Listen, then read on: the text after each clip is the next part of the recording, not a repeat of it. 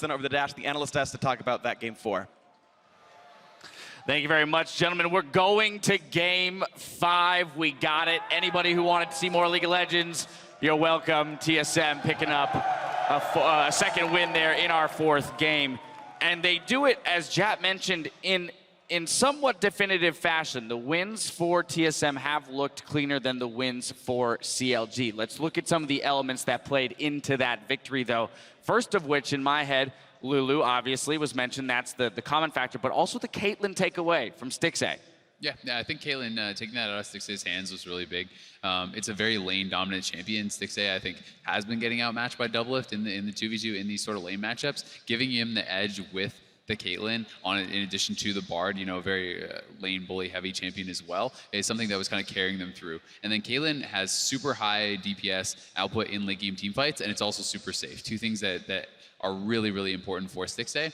And when you put him on the Ezreal, it's like the team fight impact, A, he has to scale up a lot, and then B, it's just a lot lower. If you get in there and you're doing a lot of auto attacks and stuff, you're susceptible to being taken out. And if you're just kind of throwing Qs, you're not going to have high enough damage to actually impact the fight.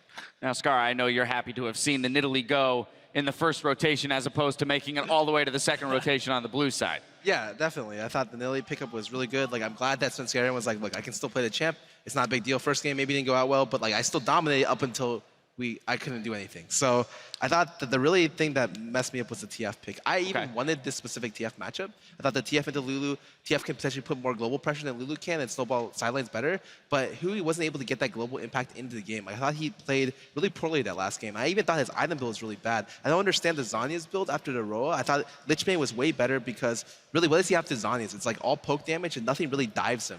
I think that especially him and Stixxay's itemization wasn't ideal, especially when behind, and they really kept themselves like out of the game, so to speak, just off of that. Now, as TSM is on our screen, they're going to be talking about pick ban strategy for Game 5. I want to continue the TF conversation, though, Zyrene. Just bring it all home here, because he's right. We were looking for that matchup. We were looking for a way to counter that double TP pressure, and yet it didn't come up that way when he had 2 tools to match the Lulu. Yeah, I just think it was a misplay there. I think that he wasn't using the ultimate effectively. We saw him use it for vision multiple times, and then just to make sure that TSM were not around him when he was split pushing. So I think that was not an effective pick. I don't think they're going to pick it on blue side. And that's the big thing here, is the side swapping is going to have a huge effect on this. Because CLG have banned Zed every time they're blue side because they're afraid of the Bjergsen counter pick, because they're afraid of him dominating Huhi in the mid lane.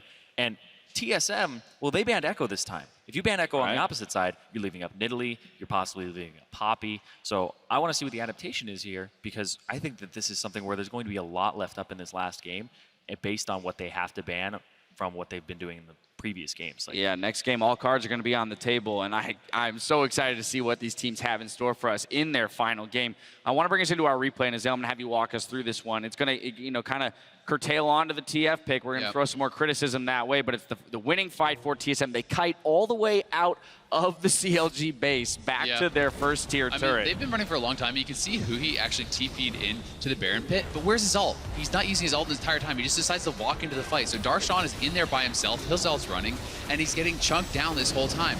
And now Huhi pops his ult just kind of like haphazardly during the fight. So when this was actually happening, and I see the TP coming into the Baron pit, I was like, oh my god, this is brilliant. You know, he couldn't get to the fight with just the TP or the ult, but the two in conjunction would have allowed him to get to the backline really, really quickly. And had he done that, I think it could have looked like such a different fight, which was just like so painful for me to watch, because it's like Darshan's in there, right? And I'm sure he was expecting, you see the TF ultimate up, you expect Huhi to dive backline, especially if you are going to itemize defensively, if you are going to go the Zhonya's. That's the whole point of the build, is to get into the back line, stun up the AD carry, do your little combo on him, and then Zhonya's to basically buy time. And it's like, if you're not going to build CDR, if you're not going to go aggressive, if you're not going to roam and stuff, you're building this tanky build, you need to get in there. Like, you need to be soaking damage and disrupting the back line. And Doublelift was able to basically just carry this team fight, go through, clean up everyone. Well, guess what, Huhi? You were supposed to be the one who killed him. Exactly. I think that this Twisted Fate was honestly the right pick. I think it was executed poorly, and like you said, the item build, he kind of hit that middle ground. If you're building Zhonya's, you're jumping in, you're throwing the yellow card on a carry, and you're trying to do as much damage before you have to pop it. Or you go Lichbane, and then you split push, and he did one of those things, built the Zanyas, and then he ended up not doing And then not playing that way. Not doing that. He went for the split push. So Yeah. you have to choose one path, not half of each. I thought they fell into like a really big trap. What happens if you fall behind is you want to be building defensive items so you can survive against their superior damage. What they should have done was build damage items that can go through their tankiness. Because usually you only buy defensive items if their damage is guaranteed. Stuff like point and click abilities like Rise, you're not dodging Rise damage for the most part. Right. But however, a lot of their damage is like poke oriented. It's like Lulu Q, skill shot oriented, Lulu Q, Nidalee Spear, and a lot of stuff that was avoidable by just positioning better. And I think that with that in mind, like they really built just way too defensive. So even though they were behind, they maybe could have won with an earlier spike around Lichbane and Bork. But unfortunately, since it went Hex Drinker and Zanyas, they had to wait an exceptionally long time before they were able to actually team fight. Well, Huhi, one of the younger members of the team, maybe the pressure getting to him a little bit. The pressure's mounting, though, for all of these players. We're going to a Game 5. We're down to a best of 1, and I don't think anyone out here would want it any other way. When we come back, we'll crown the winner of the 2016 North American LCS Spring Split. Stay tuned. Silver Scrapes is coming right up.